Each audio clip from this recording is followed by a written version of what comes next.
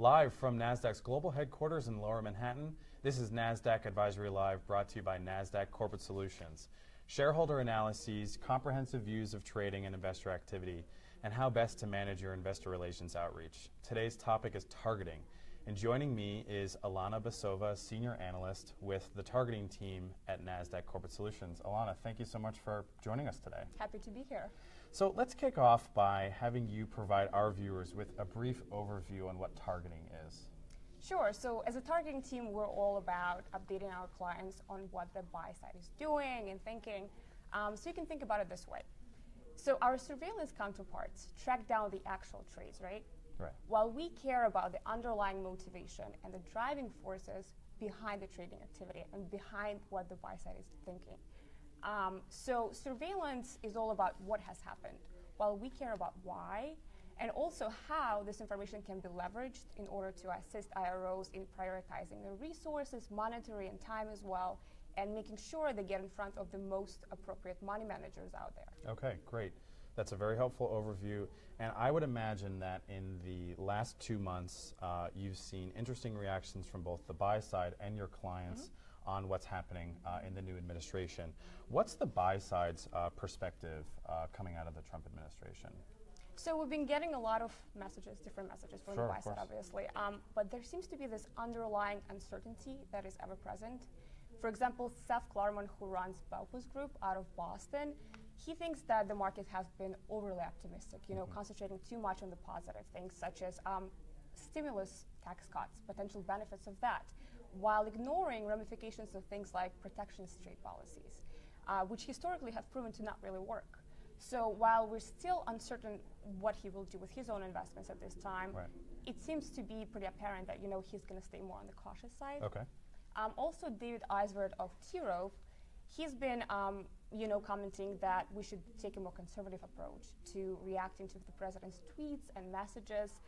He actually recently discussed the unique management style of the new president. Sure, of course. And how he just tends to, start off at the most extreme level of negotiation and then work his way slowly back to, finding the middle ground for both parties. Yes, of course. Also, actually, what's really interesting is that we've been seeing some disparity between what some of the prominent money managers out there are saying and then doing. Sure. So, for example, Warren Buffett has been very publicly campaigning against Trump, right? And then he ended up actually investing about $12 billion into the market after the election. So does he just believe in the overall, resilience of the markets? Or maybe he does believe in the policies and the potential of the long-term growth. Or perhaps he knows how closely he's being watched, and it's his attempt to instill the confidence in the markets. We may never know, but there's something to think about here. Yeah, absolutely. So there's clearly definitely a delicate balance between investing capital and the rhetoric that's coming out of the White House. So certainly something that we should pay attention to in the future. While we were preparing for today's session, you mentioned the importance of sovereign wealth funds, and I'm curious if you can provide our viewers an overview on some of the recent activity happening from the sovereign wealth fund community. So on that front, what we've been seeing is a lot of them are trying to move away from relying too much on the oil wealth.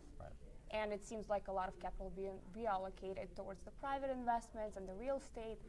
A good example of that would be the Saudi Arabia Sovereign Wealth Fund, which has recently got approved to create over $1 billion fund that will be solely devoted to the venture capital investments within the country. On another note, China has been trying to shore up its economy by retaining cash within the country. So just in November, People Bank of China has been in discussions with SAFE to try to figure out how to reduce the outflow of the capital from the country. And we already at Nasdaq can see the proof of that because there have been some divestments of SAFE from its European investments. So this is the country's attempt to, strengthen the economy, strengthen the currency, and so forth. Okay. Well, all right. I really appreciate that overview, Alana. Thanks so much for being our guest on today's program.